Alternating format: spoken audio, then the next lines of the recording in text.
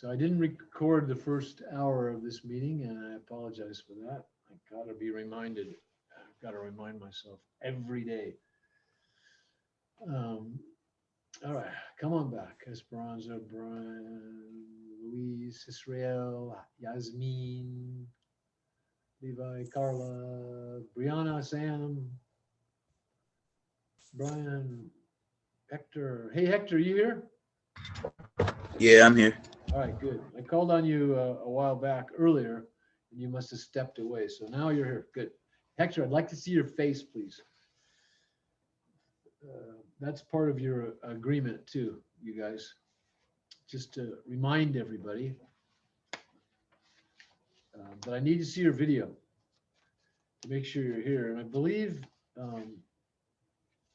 everyone signed this thing that says number 6, I agree to, the camera must be on. Students can elect to use picture backgrounds. That's okay, but it's your face I want to see. Your face gives me hope. Your smiling faces, your frowning faces, your faces full of consternation, your questioning faces, your accepting faces, your smiling faces, your happy faces. Mucho feliz. ¿Cómo se dice faces en español? Caras. Cara. Caras? Caras. C-A-R-A-S? Uh-huh. Caras. Faces. Caras.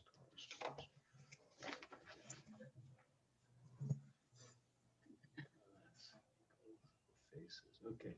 So I'm not seeing Lionel's cara, Israel, Brian, or Francisco. Let's see those caras, por favor. Come on. Come on. Let me see them faces. Ooh, Francisco, I like your fence, man. Now where's your face? Hector, there's Hector's face. Hector in the hoodie. Okay, Hector. Yaqib, Lionel, Israel, come on, join us, man. I'm gonna just keep bugging you. All right. I stopped at levels. Yaqub, you're coming on. Jacob, Lionel, and Israel, get your faces on there, please. Okay, so levels, I'm gonna check that off because. I was taking a smoke break. Okay, I didn't hear that, but My log me in. didn't hear that either. You kind of broke up. So it sounds like you have a, okay, so Francisco's here. So yeah, get me your pictures as soon as you can. That's Lionel and Israel, and then levels. So levels are pretty important for carpenters. They're important for other things too, but in carpentry, the tool, Internet. sorry? Yaqub's having some internet connection issues, so that's why it's cutting out when he's trying to talk to you. So I think that's why he has his video off. Okay. Okay, so yeah, see if you Yeah, can, it's log me out and log me in. okay. Give it a try. And Lionel, what's your story in Israel? All right, Israel and Lionel, get me your faces as soon as you can, please. Now, back to levels. Why are levels so important, Carla? Why? Why? ¿Por qué? No? Carla, stop laughing and tell me, talk to me. Why is it so important? You have to unmute yourself too. Come on, you almost did it. Let's go.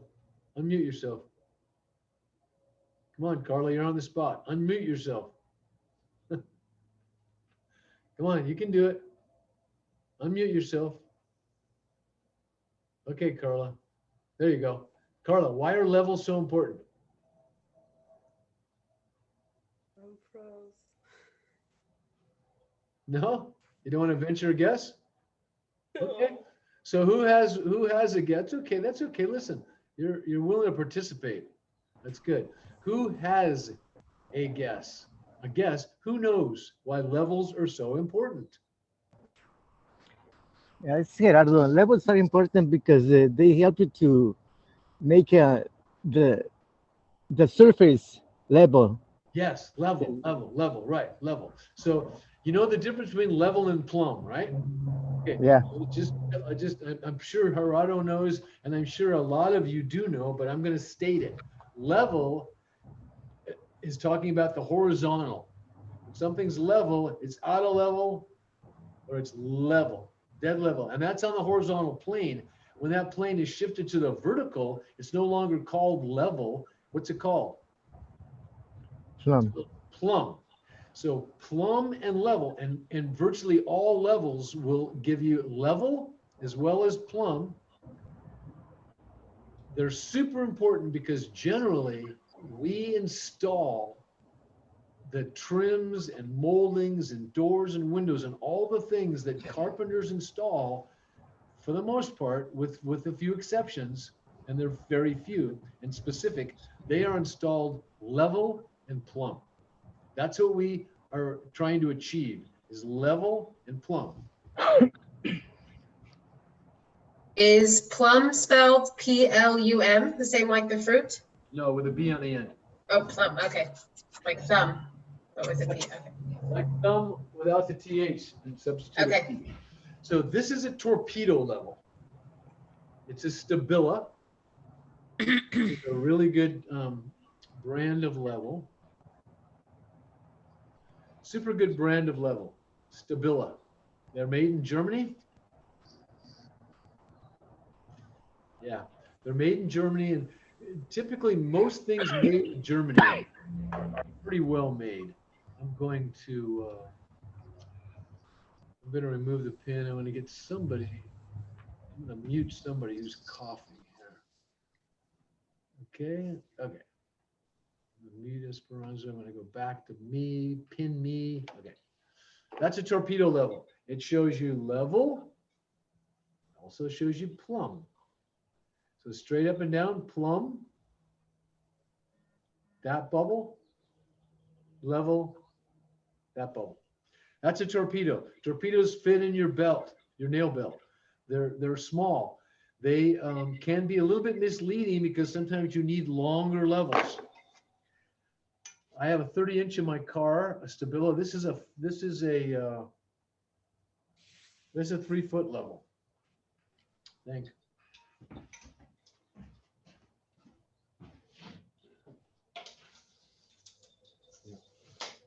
This is a 3-foot level. It's a good level. We got a bunch of them. We got a big old tall level too. We got a 6/8 level for doing doors. But I think I'll stop for a second and give you my door thing. So there's a 3-foot level. That's a good handy level.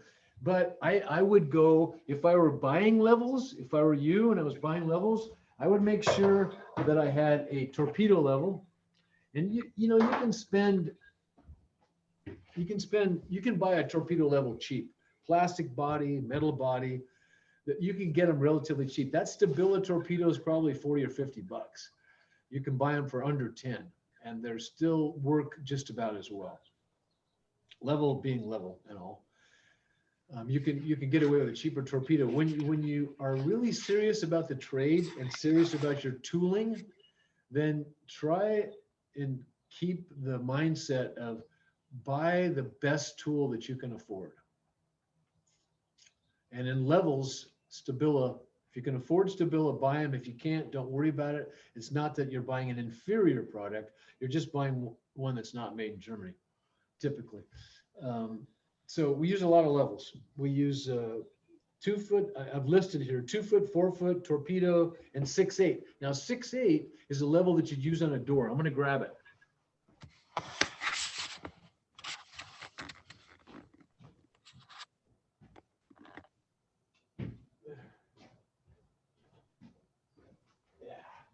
Now this level has got a really cool standoff, and it's also adjustable. Does it slide even more?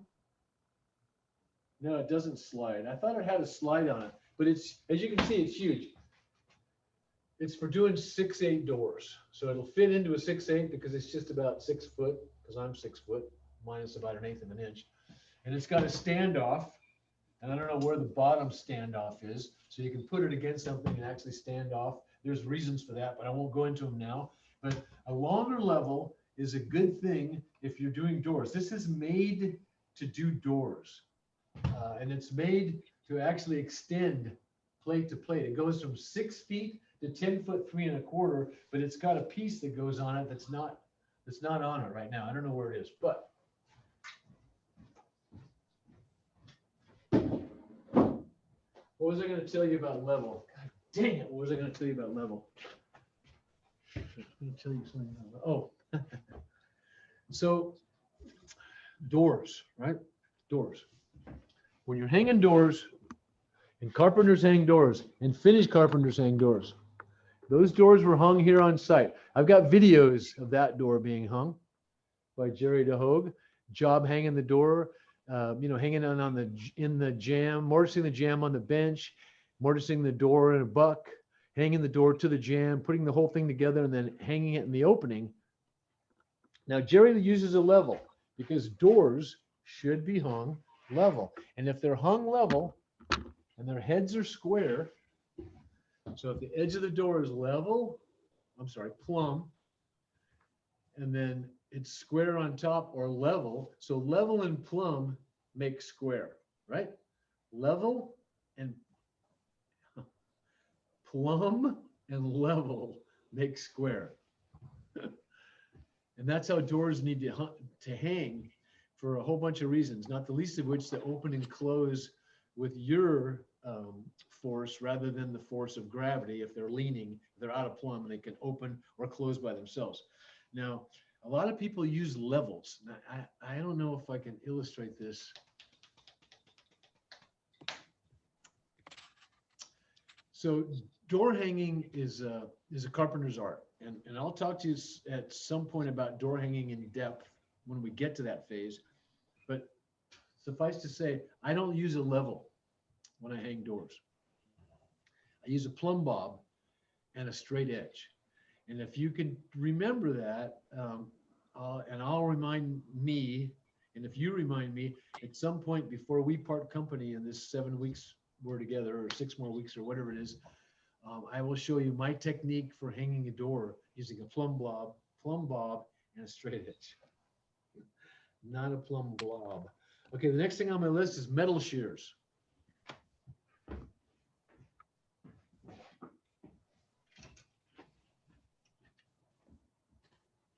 Tin snips. Tin snips.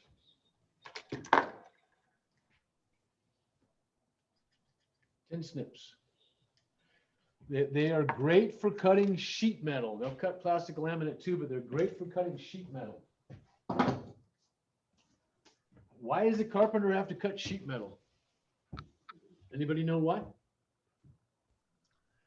Because sometimes we encounter sheet metal, and a lot of times in hanging doors, you will be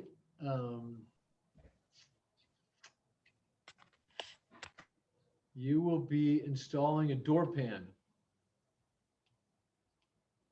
And I'm not going to get into door pans right now. They're not super complex, but suffice to say, a door pan. Well, I'm going to show you a door pan. It's a pretty important part. If you're hanging exterior doors and you're a carpenter, you want to use a door pan. Door pans are pretty important things to keep water out of a building, which is really important. But in an opening, let's just say a regular single door opening, right? Exterior opening, that pan is going to be made out of stainless or copper. It's going to go like this. It's going to drop down, and it's going to come up, and it's going to go into the opening as well. And it's going to turn up. Okay, so this is before the door goes in. Pan goes down, turns down, covers the slab or rough floor or whatever, turns up. So in side view, if this is the exterior, right? Exterior, this is the edge of the slab. So it's slab on grade. And your jamb is going to set here. Flush with the outside. Before you do that, you're going to have a stainless steel door pan made. It's going to come up 6 inches. It's going to come just past your jam and turn up a 1/2 inch, it's going to lay flat on the slab and it's going to turn down about 3 inches. And this is going to be caulked, and this is going to be caulked, and this is going to be caulked. So water isn't going to want to go in that way. It's not going to want to go underneath it. The caulk's going to keep it from going that way. Plus, water doesn't like to go that way anyway. But if water gets in here, right? If it gets in here, if it gets in under your threshold, because you're going to have a threshold like that. If it gets under your threshold, your pan comes in and turns up, creating a dam. So water can't get, now if water is, you know, the level's this high, a pan's not going to keep water on your house. But a pan will keep regular water from coming under that and coming onto a finished floor of carpet. So door pans are really important. And you can cut them with snips. Well, you know what? I should probably qualify that. You can definitely cut copper with snips. And you can definitely cut galvanized sheet metal with snips. You know, regular 22 gauge, 24 gauge sheet metal. Stainless, you're going to need a big pair of snips and a good solid hand to cut stainless. And you probably shouldn't be cutting stainless, but there are things you need tin snips on. Suffice to say, not something that you know, if you go to work for a finished carpenter, he's going to say, well, you got your tin snips, right? Probably not going to say that, but eventually you'll get them. So the next thing on my list is compass scribe. Compass / scribe. Now, that's a compass, right? Compass. You see the subtle difference in this compass? See the point's bent? See that? The point goes up like that and then it bends that way. That's for scribing. Now, suffice to say, what scribing does is it transfers what a wall or what something else does to your work or to another thing, so you can cut it out. You can cut that thing out and it can fit just perfectly. For instance, I don't know if you can see this, but let's say we were going to scribe. We were going to put something right up against this. And we wanted to know what this did, right? We take our scribe and run it along what we want to butt to, which is the edge of this aluminum. Just go like that down our work, right? And I've made that line. I don't know if you can see it, it's pretty light. But that line approximates exactly what this does. And then I cut that with a jigsaw, or I sand it with a sander to that line, and then it fits up against there just perfectly. So you might be confused a little bit about scribing, and if we get further down the line, scribing is a really important carpenter tool, finished carpenter tool, especially used in all kinds of things to duplicate what something does, so you can put it on another thing, so you can cut it to fit into a threshold and jam. It also makes circles too. But I use this as a scribe. And that's why its compass point is bent. You can see it. I bent it that way. Do you ever use template sticks, Rod? Say it again, please. Do you ever use template sticks? I don't think I have. Could you describe them to me? Yeah, I know for like doing counters and stuff to find out, or like backsplashes. Yeah. Use these template sticks and you glue them together, and that kind of serves that same purpose. Yeah, that's exactly correct. And exactly correct. Let me get back to my gallery, get back to me being pinned. Okay, so yeah, I am familiar with template sticks, but I've never heard them called that. But countertop guys use those. They use hot glue and little rippings of 1/4 inch or 1/8 inch material to template what walls and backsplashes do, so they can build their countertops, right? Nowadays, the really good guys have laser tools that run a laser line that tell all their angles, but they don't really do scribe. And a template stick won't really scribe unless you use a scribe. In other words, you can't take something flat. So a template stick is going to be dead flat, and you can't put it against something that say isn't flat, like my hand, and expect it to go against my hand, you need to scribe my hand onto that. And then cut it, and then it would fit onto there. And I know that may not be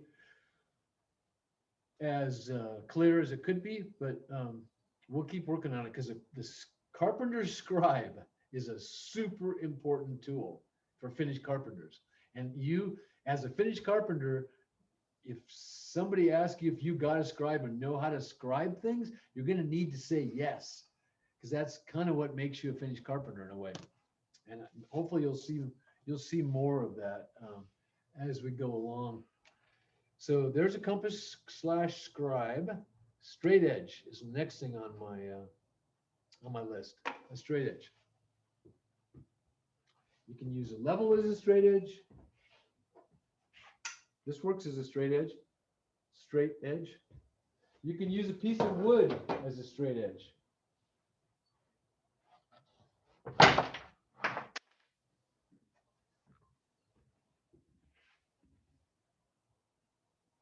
Straight edge. Of course, you wouldn't probably use this piece of wood, as thick as it is. You can buy straight edges in aluminum, but they're for making straight lines. They're for drawing straight lines. And in a lot of ways, they're for cutting straight lines. If you clamp them and use them to guide your saw, your skill saw, your jigsaw, your router, which brings me to circular saw guide. Okay, so this is a tool that you can't just go buy. You can't go online, although maybe you can. You probably can, actually. I never tried. And just see if you can buy a circular saw guide. I make them, and I'm going to show you how to make them right now.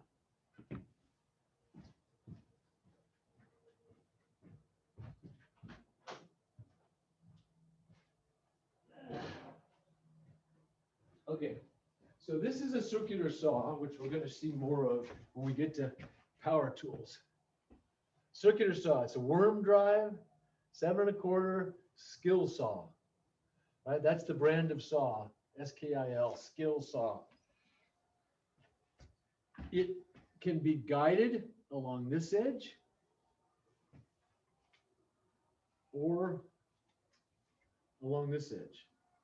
This is the best edge to guide from, this edge right here, because it gives you the most surface on your work before your blade. Now, I'm going to use the board, and I'm going to draw you. I'm going to tell you how to make a circular saw guide. So a circular saw may be a tool that you all get. And you all learn how to use. They're pretty standard tools. It's a portable power tool, portable circular saw. And a guide, a clampable guide with your portable skill saw means that you can make really accurate, really straight cuts. Now that's not to say you can't make an accurate and a straight cut freehand, but I am willing to go out on a limb here and say that, focus, that you need a guide to get a perfectly straight cut. I mean, you can get, I know people that can cut really well freehand, and I can cut pretty well freehand, but if you're using a clamped guide, you can make cabinets with your saws. And so having a circular saw guide for your circular saw is really important. And this is how you do it. Clampable guide. I like them in various lengths for various things, but I like one at 36 inches because typically your interior doors and a lot of your exterior doors are going to be 3.0, 6.8. That's 36 inches at the biggest. Now they do get bigger than that, so you'll need a bigger guide for those. But at 36, then they go down to 2.8, that's 34, 2.6, that's 30. I'm sorry, 2.8 is 32. 2.6 is 30, 2.4 is 28, 2.2 is 26, right? They're down from 3 foot. So a 3 foot guide. So to make a 3 foot skill saw guide, you need just a couple of things. You need a piece of melamine, piece of 1/4 inch melamine.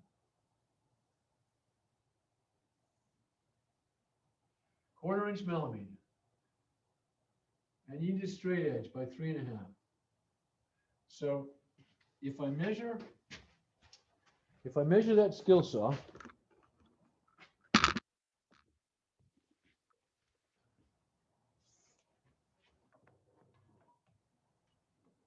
and I measure from that outside edge to the inside of the blade, it's about 3.5 inches, okay? So it's 3.5 inches. I don't need to measure very accurately because that's not how this is going to work. So we're going to use 3.5 inches, and we're going to find hopefully a darker. Yeah, there we go. Okay, there's the 1/4 inch, right? So you cut this 36 inches long, and it's a straight edge, and it's a good hard piece of wood.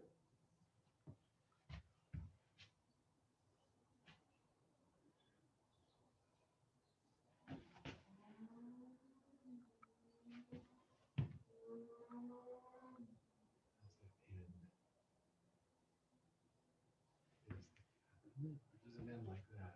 I can't remember how that ends. I guess it ends like that, yeah. Boy, perspectives are bare sometimes. Okay, so this can be anything. It can be 3, 3.5. For purposes of argument, let's call this guy 3.5 inches wide. This piece of hardwood. It's a piece of hardwood, preferably not MDF, but you can use MDF, medium density fiberboard, but preferably something 3 foot long, 3 to 3.5 inches wide, that's got a really straight edge, that you put it on the joiner, which I'll show you later, not today, how to put a straight edge on a piece of wood, or it just starts out really straight and flat. That's what you want, because that's going to be the guide for your saw. This piece of melamine, which is going to be 36 inches long, this piece of 1/4 inch melamine or 1/4 inch birch ply, but I like white vinyl melamine, 1/4 inch. It's going to be 3.5 plus 4. So it's going to be 7.5 inches in the beginning. So then you're going to go ahead and cut this thing 7.5, the melamine. You're going to cut this guy 3.5 or 3, it doesn't matter. Let's say, for purpose of argument, we're going to call this 3.5. And then you're going to take small screws up through the 1/4 inch into the 3/4.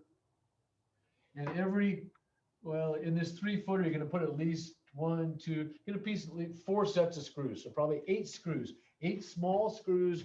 And you could use, typically you use a 3/4 inch screw, right? Because you got 1/4 inch melamine and 3/4 inch solid stock. So that's 1 inch. Use a 3/4 flathead screw. They come like that. And you can screw this to this. And this now, this straight edge is married to this piece, and it's longer than your blade, because this is 4 inches sticking out, but we just measured from the edge of the guide to the blade is only 3.5, right? So your first cut, you're going to put this down on a bench or something. You're going to clamp it. You're going to leave this hanging over most of this, and then you're going to run your saw. You're going to fire up that saw. And you're going to drop it basically on this with this edge. And you're going to start it up and you're going to run it right across. And you're going to make sure that the saw guide, the edge of the saw, this part right here, which is nice and flat, you're going to make sure that makes contact with your straight edge the whole time, and you're going to cut this off. So now it's not going to be 4 anymore. It's going to be whatever it is from the edge of your saw to the inside of your blade, to the inside outside set of the tooth of that blade. probably 3.5, right? So it'll now be 3.5 plus, let's just call it 3.5 for purposes of argument. It might be 3 3/8.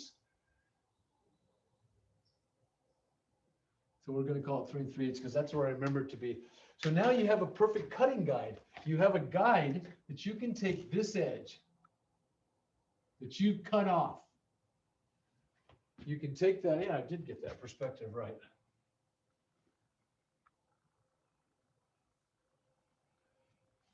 By George.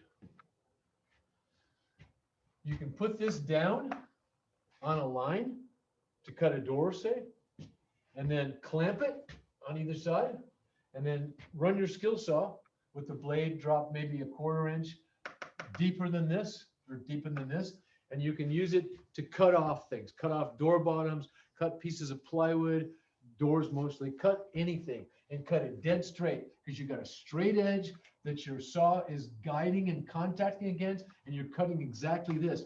This helps protect the work that you're cutting from this, from the bottom of the saw, because the bottom of the saw, which is pretty funky sometimes, is running on that. The edge is running against that. It keeps your work down and it cuts exactly on that because you just cut that. You just cut that when you made this. You cut that clean. And so when you lay that edge down on a line that you've drawn, that's the edge you're going to cut. So that's your saw guide. I had like 2 footers, 3 footers, 4 footers, 5 footers, 6 footers, and all kinds of them.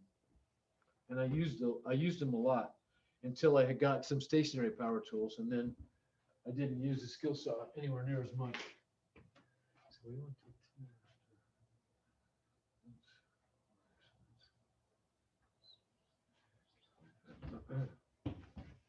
So that saw guide that you just made. Yep.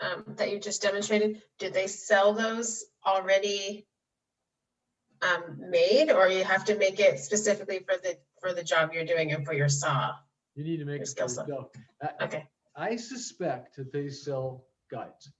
I know they sell straight edges that have the clamps built into them.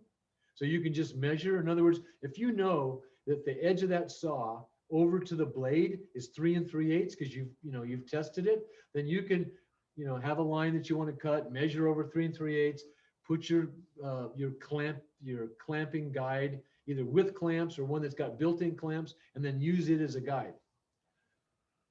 They don't, as far as I know, make them like that. Whereas you have it made exactly for your saw, and it protects the work because you're running across that 1/4 inch melamine, and it gives you a nice clean cut. And you're really going to want those for cutting doors. And cutting down doors, there's a real technique and an art and a trick to it too, which I won't tell you right now. It's semi-involved, not super involved, but I will tell you at some point, because it's a good thing to know, because that happens a lot, right? You got to cut down doors. You get carpet, you get some kind of a new flooring in your house, and your doors don't fit now. They got to be cut down.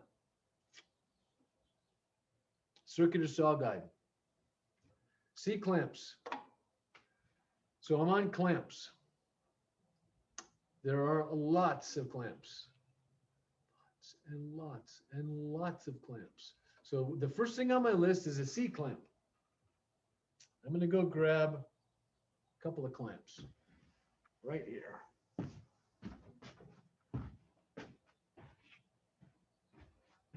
Okay, that clamp, this clamp. This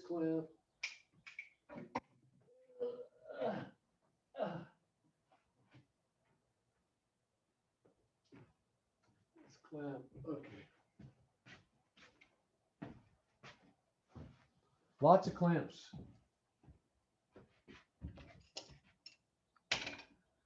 C-clamp. You see why it's called a C-clamp? C-clamps have varying sizes, and they're basically based on the sizes. This way, this I think is a 3-inch. Yep, 3-inch C-clamp. And then the throat. They come in different throat sizes too. And typically the bigger the jaw that you can clamp, the wider the throat. C-clamp. Put a lot of pressure with a C-clamp for clamping. This is a flat bar clamp. There are a lot of these clamps. This one's really rusty, but it still works. It's almost all your clamps, except for C clamps, have a quick release to get you close, and then on something knurled that you can crank and really draw the clamp after you've gotten close with that quick release.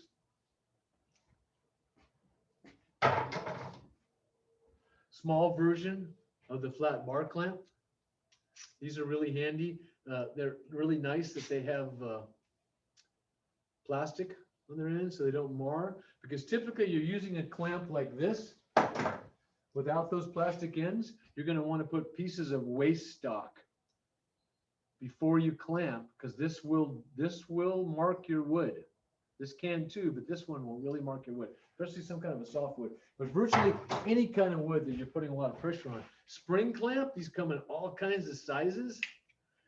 This is a fairly heavy spring, so it puts a fair amount of pressure. Pony is the brand. This is the 3203. They go all the way up to 3306, I think. Gigantic, and they go down in smaller clamps. And then I'm going to show you two other types of clamps: a pipe clamp and a larger bar clamp.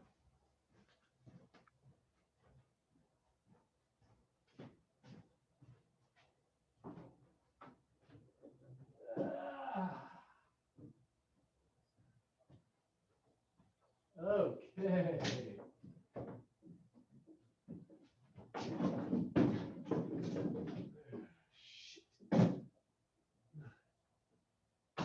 Okay.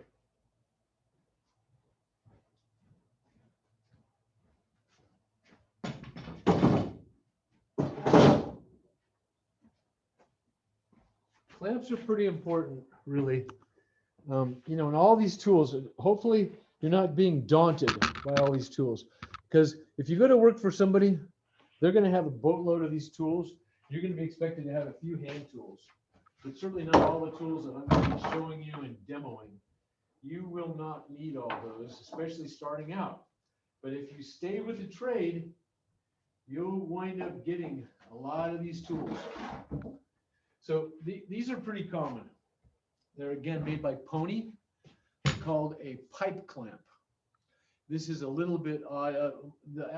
There are configurations that are more common.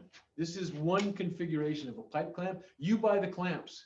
You have the ends threaded. You buy the clamps, whatever length, whatever length you want. You have the ends threaded, and then you slide these babies on. And they have, just like almost all clamps, a quick release to get you close, and then the clamping part. Okay, so that's not as typical as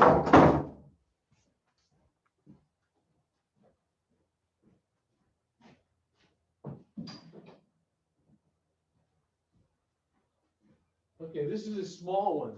That's a piece of 3/4. That goes on a 3/4 pipe. This goes on a 1/2-inch pipe. This is more the jaw configuration of most of your typical pipe clamps versus this, right? This has got a little different than that. See that? This gets a little flatter purchase on the work. And again, you got a quick release, so you can get close to whatever you're clamping, and then the clamping mechanism, which you've got some leverage to crank it and clamp it. And when we're clamping things, we clamp things for a variety of reasons, but if we're clamping things to, say, glue something together, to laminate two pieces and make them wider, for instance, this is a sample style of an entry door that we made here last year at a Clear Fir, and the bottom rail, this was the top rail, I think. The bottom rail was double wide, so we had to laminate this guy, two of these guys together, right? Edge laminate. So without telling you what we did to ensure the lamination stayed, we did clamp them. After they get glued, they get clamped, and they get clamped under pressure. I would usually leave them overnight, but when you have a good glue joint and you're applying pressure, and let's say you've got you've got some work in here, right? And you're clamping it and you're putting it under pressure. You are able to exert enough pressure till you draw this thing together enough till your glue squeezes out. You're looking for glue squeeze out. Then you put the proper amount of pressure on it. This is a bar clamp, kind of an old fashioned bar. It's kind of like an eye bar clamp. It puts again, quick release. It's a pretty big clamp and a pretty big screw to do the clamping part. And you can put a lot of pressure with this. Now, all those clamps I just showed you, they're not cheap, but they're not super expensive. This, on the other hand, is super expensive. It's a Beezy. Yeah, this clamp is 50 bucks. 50 bucks. And that was a couple of years ago. It's probably more now. It's probably 60 or 70 more. 60 or 70. Beezy's made, they might be American, but I kind of think they're made in Belgium. But they really work cool because you just go like that and you can slide them and open them up like that, right? And then when you get them there, you can start cranking and you can really exert some pressure, and the jaws are plastic. They're soft. They're not metal jaws. So you don't have to put blocks to protect your work. This does it, and that's a good 3 inches of purchase too. This is a great tool. So again, if you can afford it, buy the best tools, and Beezy are probably the best clamps.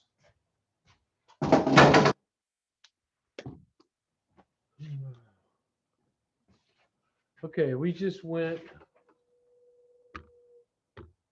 We'll be going up on 45 minutes. I'm going to show you a couple more things. We're going to take another break.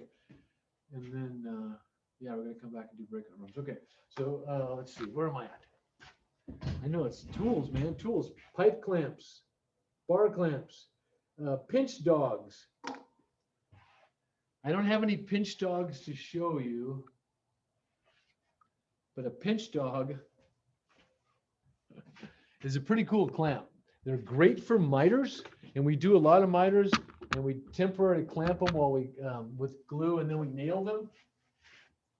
And a pinch dog is a great tool for a miter. And a pinch dog is simply, they make them in 3 sizes. They're shaped like that. And this is goes to a super sharp point.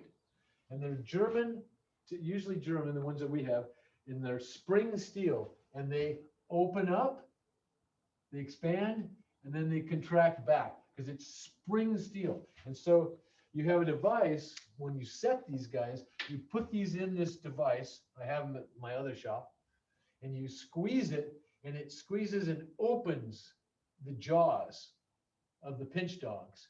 And you keep it squeezed, and then you put it up against a miter and release it, and then the pinch dogs go in and grab with these 2 really sharp points and put pressure, drawing a miter joint, for instance, until the glue goes off or until you nail it, and then you can take them off. They leave 2 little holes which you can fill. Pinch dogs, they're really kind of esoteric. Not everybody has them, but for the finished carpenter who knows what he's doing, they're invaluable. Pinch dogs. Now, hand screws. All right, I'm going to show you hand screws, and then we're going to take a break. So,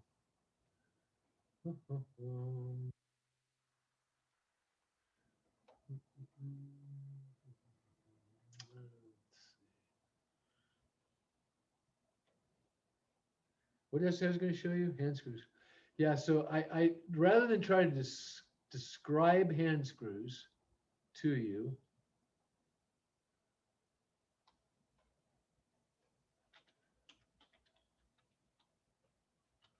these are probably the Jorgensen are probably the best, the biggest name in clamps, really. I'm sorry, I've got, oh, window guys won't be here till 1. Okay,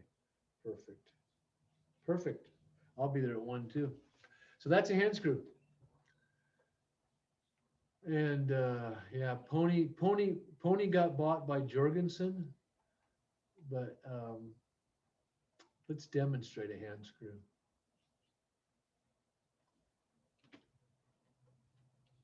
Hand screws are made out of solid maple.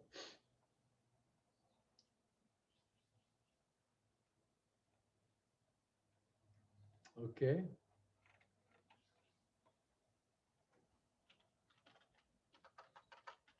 Are you guys seeing this? See my Google screen? Yes? Monica, you Yes. see my? Yes. Yes, yeah, we can see it. Okay.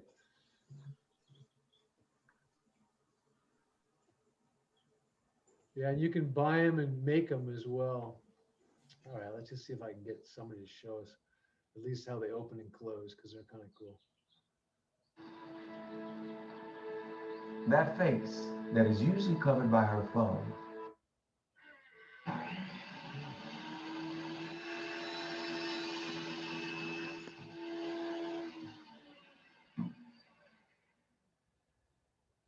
Hi, I'm James Hamilton from Stumpy Nose Woodworking Journal, and today I'll try to convince you that you should have at least a couple of these.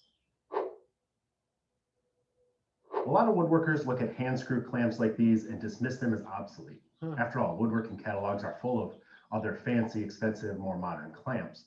But there's a reason that these old style clamps are still available. They can do things that other clamps can't do. They won't mar your workpieces. The deep throat gives them an extended reach. You can adjust the pressure down the length of the jaw. They're easy to really torque down, and you can clamp angled workpieces. Once you learn how to use them, you'll be reaching for these more often than you think. When I first started using these clamps, I had trouble getting the jaws parallel. But then I learned to store my clamps closed. That way, every time I pick them up, the jaws are already parallel. They can be opened and closed quickly by holding the handles and working the clamp like the pedals of a bicycle. This also keeps the jaws parallel, which is what you want for most clamping jobs. I spread the jaws until they're just a bit wider than the workpieces I want to clamp. I tighten the front screw first, and then tighten the back screw for nice even pressure down the length of the jaw. When I'm clamping two irregular objects together, these clamps are still able to provide even pressure down the length of the jaw. Of course, in some cases, the slippery glue will be a factor, but that can be overcome by allowing it to get a little tackier before clamping or by sprinkling some table salt in the glue. Wooden hand screws are simple, but still extremely versatile. I use them for all sorts of things. Their extended reach is nice for clamping workpieces far from an edge.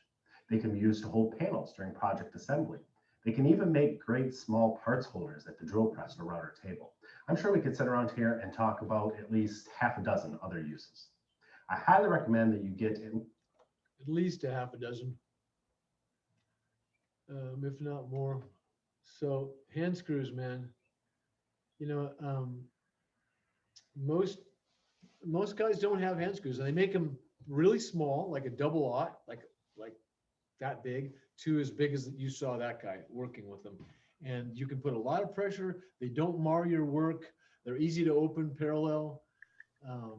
They have a lot of great uses, hand screws. And there are kits you can buy that sell the inserts and the screws themselves, and then you just buy maple or whatever. Maple, I use maple because it's so hard, and you shape and make the blocks, different size blocks. It's pretty cool to make your own tools, but hand screws are great tools for clamping, and clamping is a big part of the carpenter's art.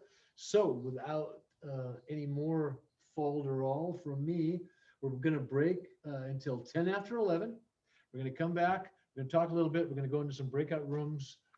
Then we're going to come back together. So I'll see you back here at 10 after 11. And Monica is going to help me remember to restart the recording. Everyone, please come back.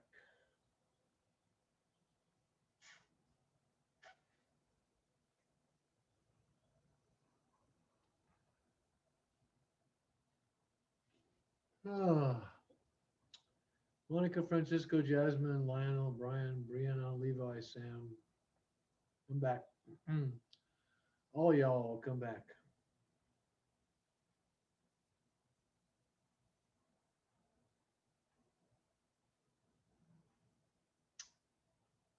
Come on, Francisco. Come on, Lionel. Come on, Brian, Brianna, Levi, Jasmine, Yasmin.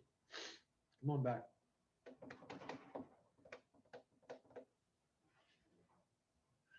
All right, I'm going to start without some people, I guess.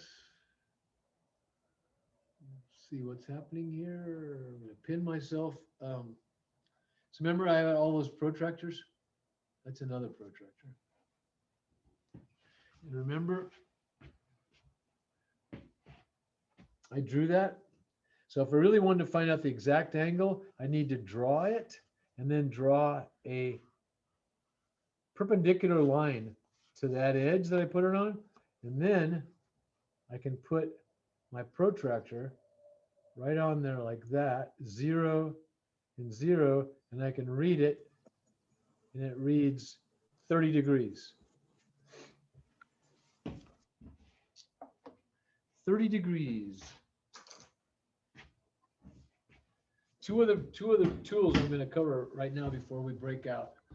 Two very important tools that I don't think I did cover initially.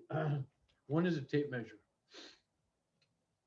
This is the one, we bought a bunch of them. It's a 25-foot generic tape measure. As it turns out, I like this tape measure because it's exactly what my Stanley is in length, the measure itself, which is 3 inches. Some tape measures are 3 1/8, some are 3 1/4. And here's what is good for. It's good for wall-to-wall measurements. So in other words, if I want to know the space between my hands, I can go like that and like that. I can read the tape at 30 inches, and I know that finger to finger, it's 33 inches because I just added 3 inches to the tape. So you can go into a wall-to-wall opening, butt it to one side, butt it to the other, read your tape and add 3 inches. I don't like the tapes that you have to add 3 1/8 and 3 1/4 and 3 3/8 and 3 3/4. There's all kinds of funny tapes that you have to add different stuff, but adding an even 3 inches is really easy. And I do a lot of measuring wall to wall or inside dimensions, inside of closets, inside of you name it, inside, where I can just put the tape in, butt it over here, read the tape, add 3 inches, rather than go like that and try to read the bent tape. This is a tool that costs less than $10. It might be 12 by now. It's a measuring tool, just like a tape, right? Tape measures in inches and centimeters, and it breaks it down into actually 16ths. This breaks it down all the way into 30 seconds, this tape. This is also a measuring device, and it's going to measure things a lot smaller, but it measures 3 things, and it has a dial that's zeroable. I'll zero it now with the jaws closed. Oops, it was zeroed. Jaws weren't closed. It's zeroed with the jaws closed. And it reads in hundredths of an inch, and actually thousandths of an inch, and it reads in 64ths of an inch. And it reads in whole inches, and it also will read in millimeters. All those things. And it reads 3 things in those dimensions. It reads the outside dimension, that's a calipers. So my finger there, that wide is, it's 44 32nds, which is 11/16. It measures inside, like the inside of a, say I want to know the diameter, outside diameter of this, I use the outside calipers. It's exactly an inch. Inside, I'd use this. Go in. Inside is a little less than 7/8 of an inch. And then it'll also measure depth. That's what this little rod at the bottom does. So this cap is about 1/8 of an inch deep. Depth, inside dimensions, that's inside of a circle, inside of anything, right? Inside of this little kerf. Yeah, that's a 16th of an inch. Depth of that rabbit.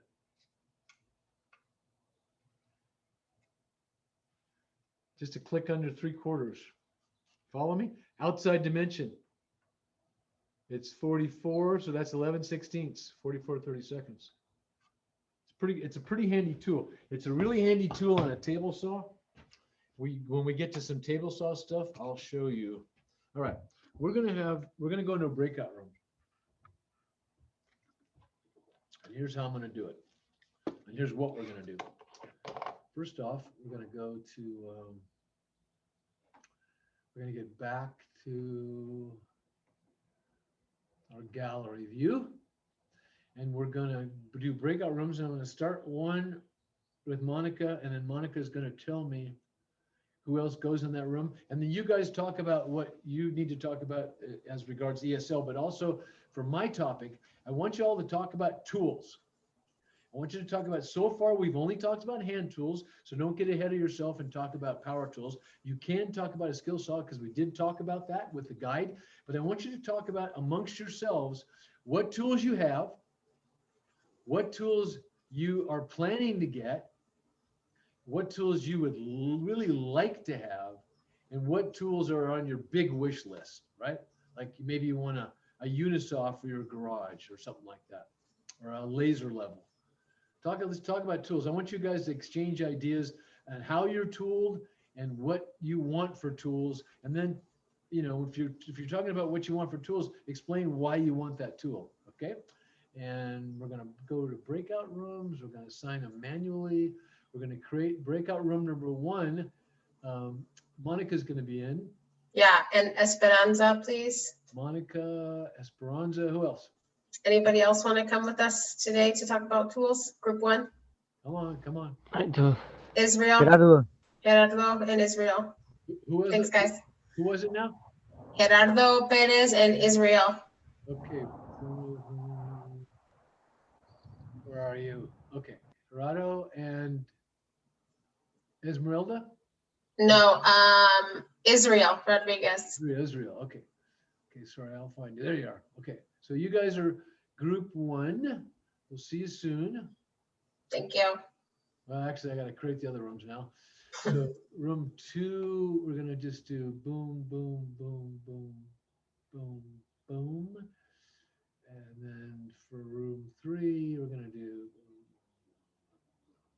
okay, so everybody's in rooms. Hopefully I didn't separate you guys. Did I? Did I separate you guys, Anthony, from Jose?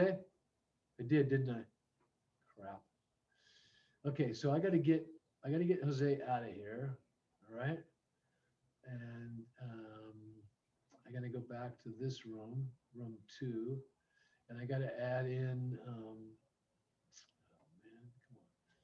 I gotta add in Jose's iPhone, right? Is that right? Do I have you guys right now? I hope. Okay, let's hope I do. If I don't, tell me later.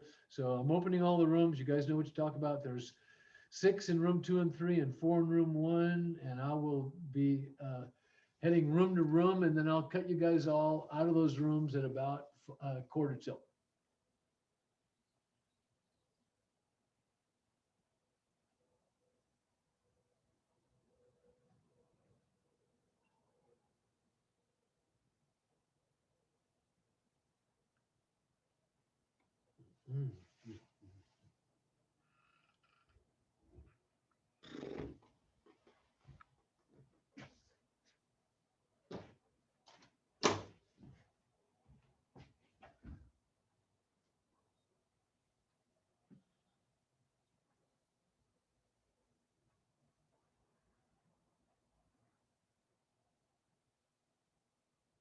What happened, Francisco?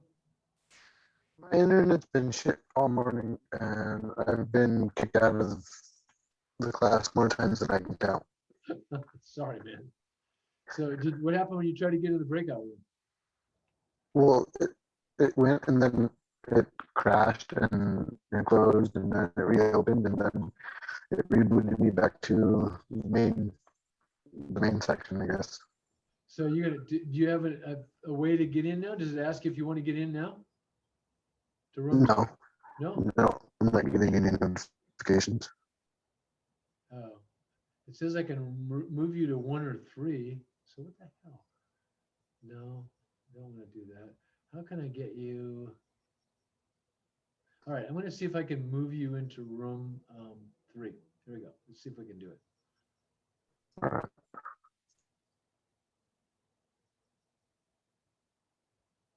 Did you get anything, Francisco? Oh, there you go.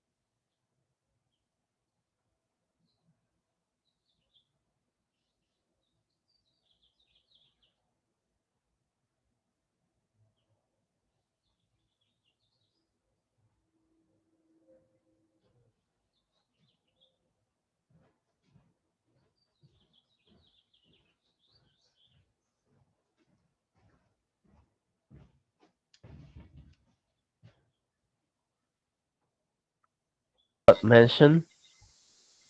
Okay, you have some, can you show us what you have near you? Let's see what hand tools you have. Oh, hi, Rodney. That was the way of putting tools away. It's okay. Can you allow me to share screen? Can you allow multiple participants to share on the share screen? And then I was gonna put some of those words up for them. Let's see. Okay. Thanks. Multiple participants, okay, you should be ready. Thank you. That. Yeah, thanks. Okay, so let's see, Gerardo showed us, the first one you showed us was the super square. Okay, I'm gonna put the names up here so you see them. So the one that Gerardo showed was the super square. Esperanza, what do you have, a level? Nivel. Yeah, okay, so in English, what do we call it? This is a torpedo or, yeah? Nivel. Nivel. In English se llama level, Level. or the small level is called the torpedo, right? Yeah. Good, excellent. Very nice. Okay, so we have A pencil. pencil. Okay, yeah, very important. That's a hand tool, right? We said a pencil or Pencil, mechanical. pencil. You gotta interject, that's not just a pencil. That's a carpenter's pencil. Yeah, he said it, carpenter's pencil. What's the What- difference between a pencil and a carpenter's pencil? You tell him, Francisco? Gerardo, what's the difference with a The regular difference pencil? is the point. The length. Point? Yeah. I want to see the, hold on, I'm gonna stop share for a second because I want to see it bigger. There's like a flat pencil. Yeah, it's flat. So regular pencils are, this is 8-sided. It's what you used to seeing, or round. Carpenter's pencils are dead flat. I mean, not dead flat, Dead but flat. they're flat. So you can use them to scribe with. And I can show you that technique at some point. But carpenter's pencils are flat. They're not round or even pseudo round. They're that for a reason, for scribing. All right. What else you got? So, but regular pencils are like a hexagon or what, how they're, is Yeah. that for scribing as well? Or is that for a reason? Do you know, like why it has those angles on there? They're for gripping. That's all. Oh, okay. Yeah. So pencils used to be round. They were easy to turn out round, but they could slide around. So this is a much better grip. Carpenter's pencils you don't use like that to write with. We use to score and make lines and use them for scribes and all kinds of stuff, but we do not use them to write stuff down generally. Right, Yeah. you're not gripping for, like when you're writing with the pencil, you're writing it for a long time, you're trying to get a good handle, a good grip, but a carpenter's pencil, you're gonna do a quick line or something, right? Right. Yeah, and I'm really glad you brought this up, the pencil thing, because I didn't have pencils on here, carpenter's pencils, but it's a super important tool. I mean, to marking a line and which side to cut on, but how to mark a line and how to designate, which side a stud goes on. And like, for instance, like I do lines, a lot of lines, like this. I don't know if you can see this, but I'll go indicating that point right there. But pencils, man, pencils, great tool. And thanks for showing us that carpenter's pencil. Yeah, what use are all these measuring hand tools if you don't have a pencil, right? You can't do anything with them unless you can mark your lines. Okay, good. All right, let's see. Anybody else have a tool they want to share? Do you have any hand tools there you want to share with us? Israel, what did you find? Well,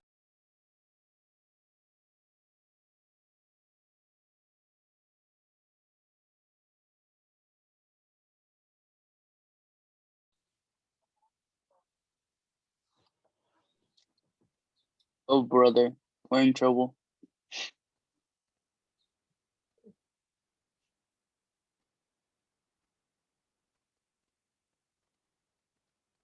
Hey, Ron, you have your mic off, by the way.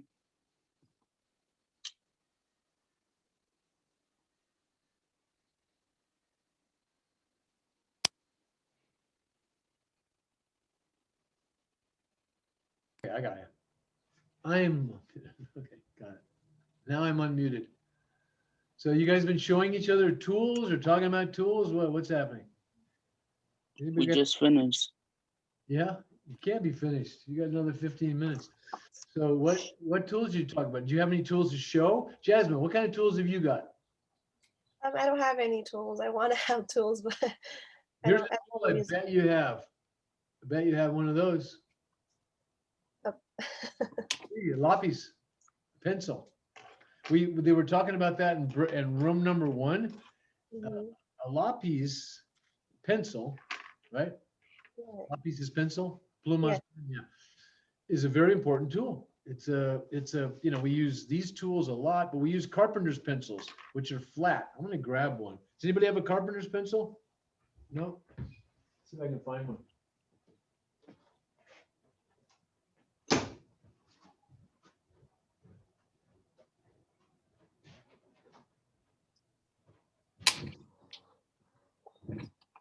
I believe I can't find a carpenter's pencil. That's horrible. on, you guys should be talking. You should be loquacious. Yakking it up. Yak it up. Yakking it up. Walk, talk, talking. I can't see one stupid carpenter's pencil. God. All right.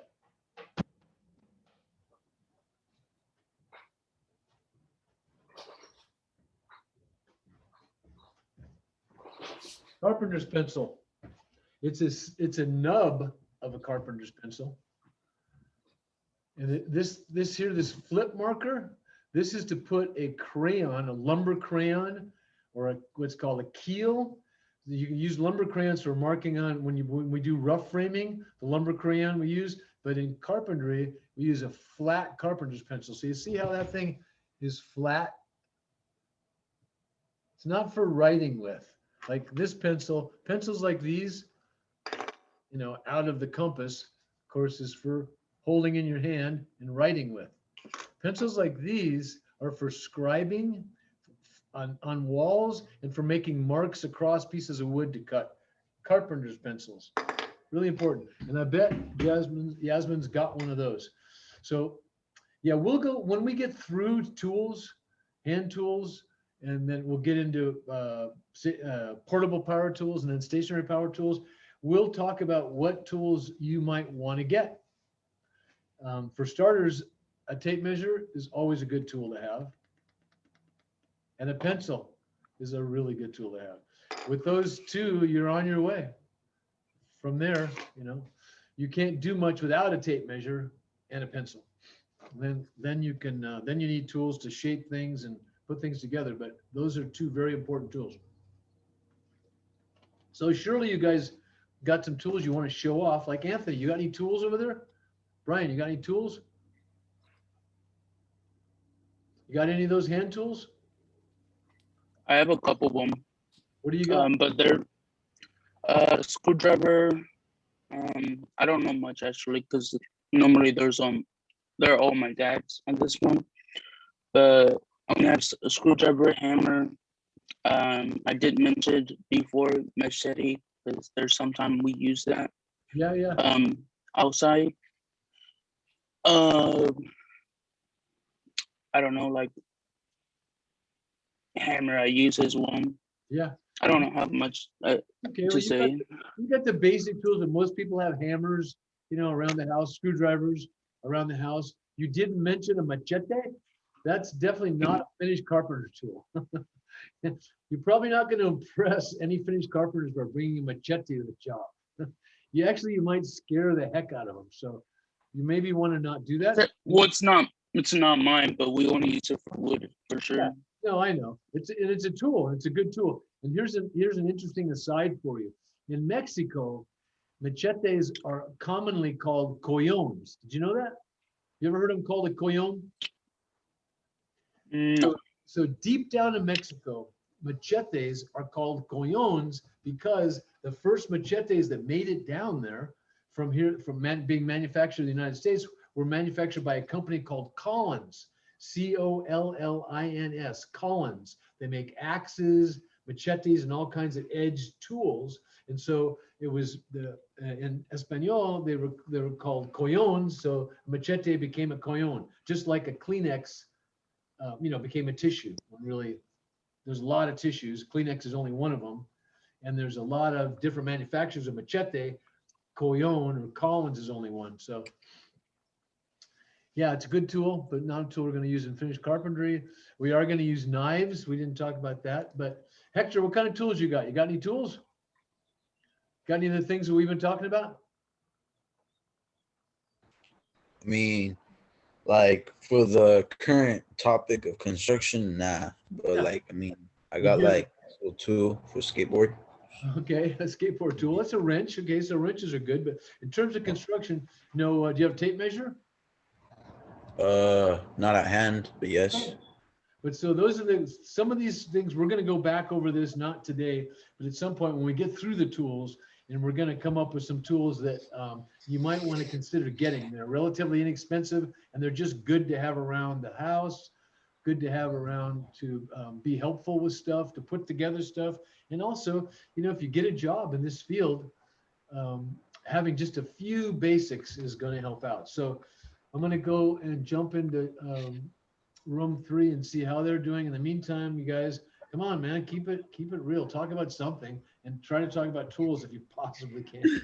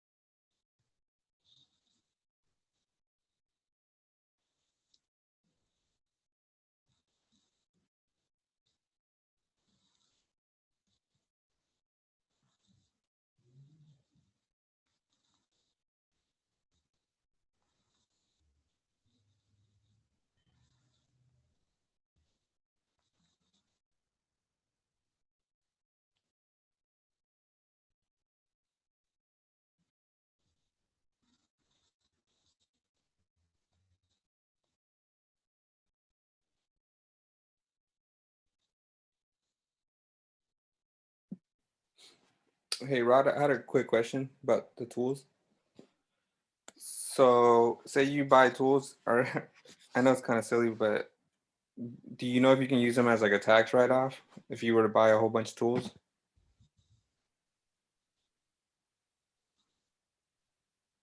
You're muted.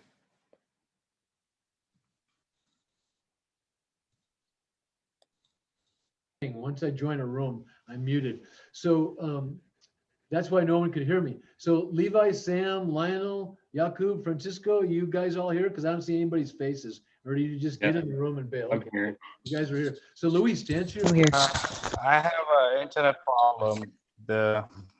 If I turn on the camera, it will. Okay, I got you. So that's why you're off camera. So I get it. Unmuted. Muted. I'm here. Okay, good deal. So Yeah. Luis's question was, if you buy a bunch of tools, can you write them off on your taxes? Really good question. Yes is the answer, and qualified with, it depends on how you do your taxes. In other words, sometimes your standard deduction is more than if you itemize deductions. So always keep a record of your tools, always.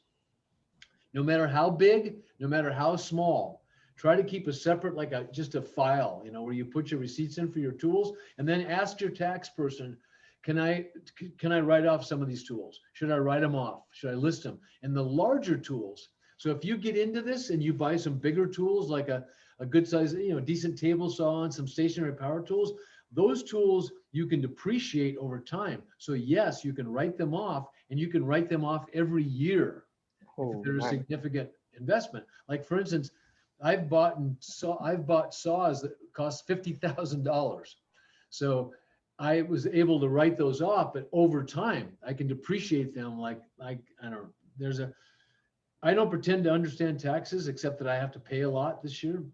But there's a variety of stuff that comes into play with taxes that you have to ask your tax guy. But yes, you should be able to write that stuff off because it's part of your business thing, right? Right. Unless you didn't spend enough so that your standard deduction takes care of it. So, but always ask, and always keep your receipts, and ask your tax person, hey, I spent X amount of money this year on tools.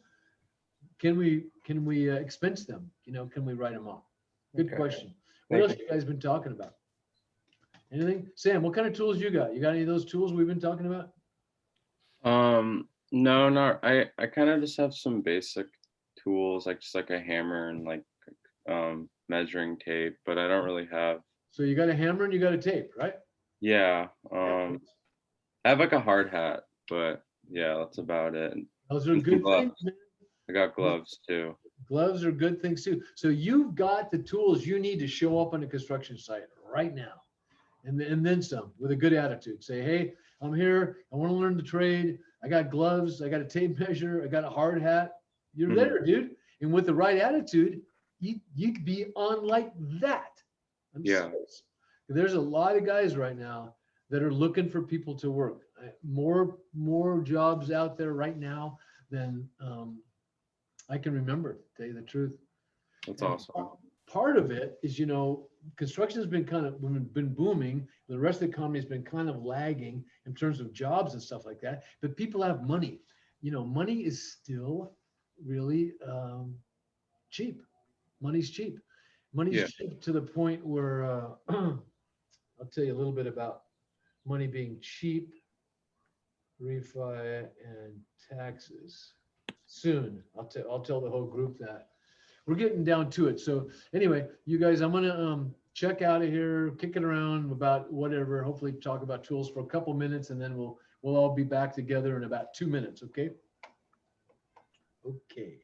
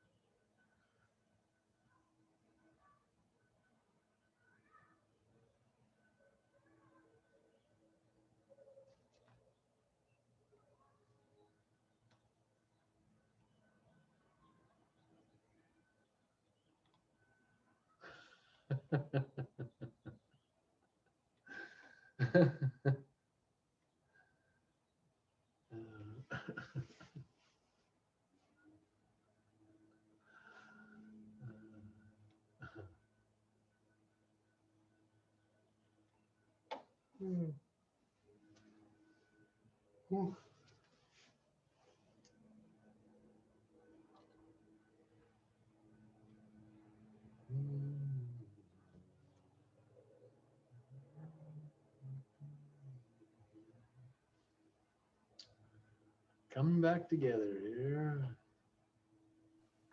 Yeah, I'm just trying to get some Hector to leave the room as well. Oh, okay. Step back. Oh, Hector's here. He's here. Yeah, Hector made it. Now I think we just have Monica's room yet to come. They're still in there. They're going to close in 2 seconds, so they're out now. You guys just got dumped out of the room. Monica, were you in the middle of something? Okay. We were just wrapping up, so it's actually perfect.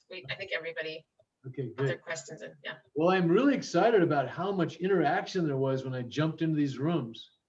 Yeah, actually, I'm lying. Could you tell? There wasn't much interaction going on other than in Monica's room because she keeps it going on. She's making a list of tools that people have.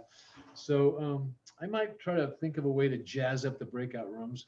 I'll let you know the minute I do. But in the meantime, I wanted to address a couple of things. Francisco asked me a really good question. Was it Francisco? Is it about taxes? It was Luis. No, I'm sorry. It was Luis. Yeah, Luis. Luis asked me a very good question. And he asked me if you bought a bunch of tools, could you write them off on your taxes? And the simple short answer is yes, you can. Now, the more complex answer, and certainly not the easy answer, is it's going to depend on your taxes. In other words, it's going to depend on how much money you made, how you're filing your taxes, if it's jointly, separately. If your standard deduction is more than all your itemized deductions together, that's going to be between you and your tax person or you and TurboTax.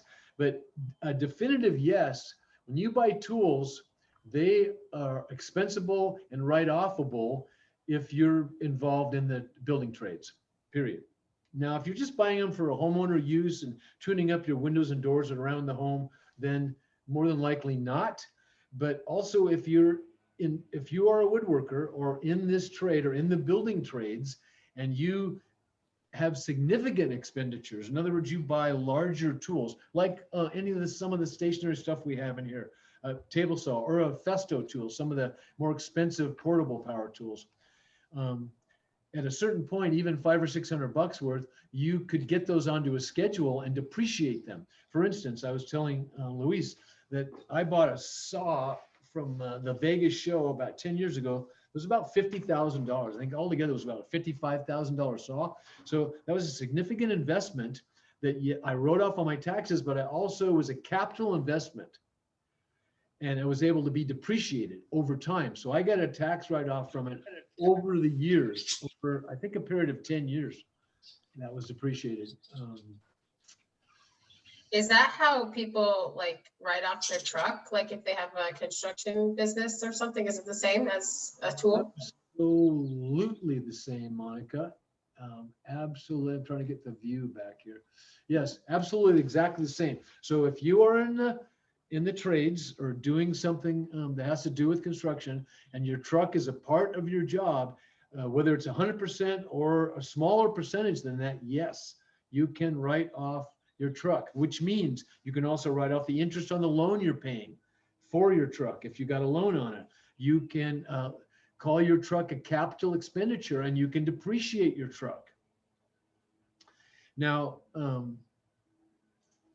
yeah, depreciating tools is one thing, but it's really the ins and outs of tax laws and what's expensable and what's you can write off, what's appreciatable is all pretty esoteric. Means it's pretty kind of secret knowledge that just CPAs have, and I'm going to leave it to them. And I'll just give you a couple of examples. Like money's still cheap. I was saying this to Luis. Now, you can show up with a couple of tools. Like Sam said he doesn't have much tools, but he's got a hammer, a tape. What else did you tell me, Sam? You got a hammer, a tape. Hammer, tape, gloves, and like a construction hard hat. Hard hat, hammer, tape, gloves. If you show up with those four things on most construction sites, looking for a job, looking relatively clean, you're going to get a job. Because that's what you need to start on a typical construction site. Now, maybe not finished carpentry, but for sure, rough carpentry or a framing site. So you don't have to have a whole lot. And that's because there's a lot going on because money's still cheap. And unfortunately, career technical education has been neglected for decades. The shop classes are almost gone. We've helped bring them back in the last 5 or 10 years, but we have an aging workforce. We're losing skilled workers. We need you. We need all of you to join this workforce. We need new blood. We need new energy. We need people to do these jobs. We are all of us as people, we're going to need people to build our houses, hang our doors, hang our windows, fix our windows, build our cabinets, install our plumbing, install our insulation. We're going to need all these things all the time. Money's still cheap. So example of how cheap money is, I have a really cheap mortgage, right? I think I'm paying 4 1/8 is what I pay interest wise. It's pretty low first. So my mortgage is $625 a month on a 30-year fixed. It's pretty cheap. So I got an offer about 2 months ago. I could get 2 7/8. So as it turns out, I could reduce my mortgage, no points, no fees, no costs for me whatsoever, to like $510 a month. I could go for $6.25 to $510 a month for my place.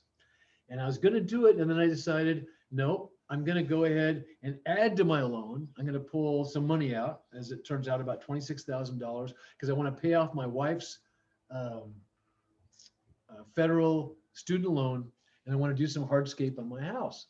And as it turns out, my wife's student loan might get forgiven. So we're going to kind of hold off a little bit on that. But the money was cheap and easy to get. Money is cheap and easy to get these days. And as far as taxes go, be careful with your taxes. Do your taxes. Do your taxes every year, even if you didn't make any money. Do your taxes. Get a tax person, get advice from your parents, from your sisters, your brothers, your uncles, your mom, your dad, somebody that knows about taxes. Figure out how to use TurboTax, use H&R Block, whatever, but do your taxes. And the reason I'm saying this is because if you want to get into the real business world, or the real world of making money and moving money around, you're going to need tax returns. If you want to buy something on time, if you want to buy a new car, if you want to buy a house, first thing they're going to want from you is your tax returns. They're going to want to see what you've been making or what you've been declaring to the government, and whether you pay taxes on it or not. So tax returns are a good thing. And if you don't file them for a few years, you're suspect. They want to know, hey, where were you? Why didn't you file taxes? The government thinks you've been trying to get away with something. So file taxes. I can't stress enough. And taxes, once you get used to the idea that we all got to pay taxes, death and taxes are givens. You're not going to, either one, they're going to happen. Nobody gets out alive. Everybody's going to die, and everybody's going to pay taxes. So if you can pay the tax, if you owe taxes, that means you made some money. That means you made some money. And if you can pay the tax, that means you held on enough to pay the taxes. I had to pay $205,000 in taxes this year. 1 year. Yeah. Yeah, not $205, not $2,050, but $205,000 in taxes. Here's the good news. I made the money, and I got the money to pay the taxes. Now, I don't make that kind of money, but I held a property, an investment property that I got in the divorce. We had a bunch of properties when I got divorced. And I had this one property for 20 years, and I sold it. And I sold it for a pretty good profit. And then I made some really bad mistakes because I didn't get the kind of tax advice that I should have. And I just moved on what I thought I knew. And I just didn't know enough about the situation to not cause myself some grief. And here's what I did. I had this chunk of money, right? And I wanted to avoid paying taxes on it. And there's a thing called a 1031 tax exchange. You can, to make it simple, you can sell something that's, say, an investment property and make a bunch of capital gains and not pay taxes on the capital gains if you reinvest it. And there's three things you got to do. You got to reinvest it like for like. It has to be another commercial property. It can't be something you live in. It has to be at least the same amount of money you paid or more, and it has to be encumbered at least by what you had that one encumbered by or more. In other words, you have to owe the bank at least X amount or more on it. So those three things, if you can do those three things, then you don't pay taxes. You take that money and you roll it into something else and you avoid the tax penalty. So I was trying to avoid this tax penalty, right? And at the time, it was $161,000. And so I jumped through all these hoops, and I had this incredibly impressive, complicated deal working in Danville, Virginia, of all places. And I had to put together $1 million to make it happen, and I was going to make $120,000 a year on it. And it was going along, and I pulled money out of my house to get X amount. And I had a bunch of bank stock from this bank I built 9 years ago. I was a founder of, and I cashed that in, and I got this money together, and then the deal fell through. And so I got stuck with this giant tax burden, not just the 161,000 on the property sale, but I cashed in the bank stock. I had to pay capital gains on that. That put me into another income bracket. So I had to pay more taxes on that. And then ultimately I talked to my tax person, because I just did this last week, and said, okay, so at least I don't have to pay taxes on the $15,000 I got from the EDD, right? From my unemployment during the summer. Yeah, no, because everybody else doesn't have to pay taxes on that except me, because these gains put my income into a place where I had to pay taxes on that too. So is everybody crying for me? Is everybody, are your handkerchiefs wet? More money, more problems, Rod. Yeah. You're in such a high tax bracket, you have to pay too much. I'm so sorry. But that's just, it's anomalous. Next year, I'm back to the poverty level. So just be careful with your taxes, okay? So look, I'm taking this almost out of here. There's a lot of tools, and when I first started thinking about this class, I wasn't thinking about all this emphasis on tools, but we're not even.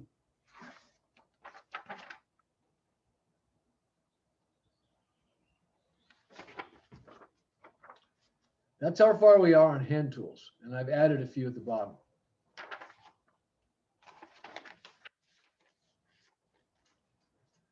Those are portable power tools. We haven't even started those yet.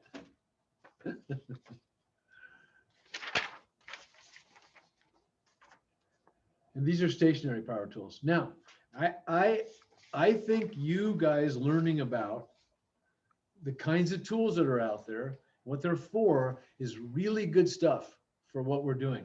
Because the more you're familiar with these tools, the more you'll have to offer someone if you go to work and there's these tools, and you at least have a familiarity with what they are. So that when some finished carpenter says, well, hey, do you know how to use a scribe? Trying to trip you up, right? Because you're entry level finished carpenter, and you go, yeah, I know exactly how to use a scribe. Your creds just went through the roof with that person that you're trying to impress. So I'm going to remove the pin. I'm going to get back to this gallery view, full screen view, gallery view. Why is it? It always defaults to Monica. I must like you, Monica. Look at that smile. How could you not like that? Okay, so are there any questions for me this last 60 seconds or 40 seconds of today? Anybody have any questions? I don't see any questions yet. Okay, so I'll just tell you that we meet again the day after tomorrow. And I know some of you are probably not interested. Most of you are not interested, but I got to go get my trailer out to the trailer today. I got to get my trailer back tomorrow. By the time I show up here Thursday, I'll be back in my house. Dust will be settled, and we'll really get into the meat of this thing. And I hope you're all excited, because I'm excited for you.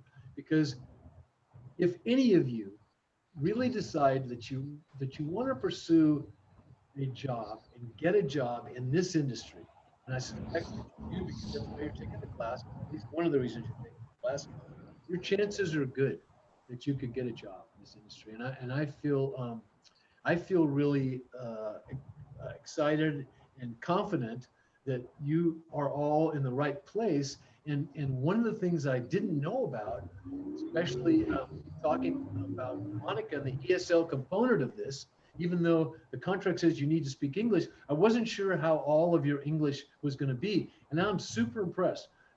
I have no trouble understanding any of you. Your English is working great for me. Not to mention, you all seem to be able to read English well as well. Even those of you that are stumbled over some words, you read them. So I'm impressed. Keep up the good work. Yeah, I was going to say the same thing, that I was really impressed with everyone's reading aloud skills, because that's something that you don't do in everyday life.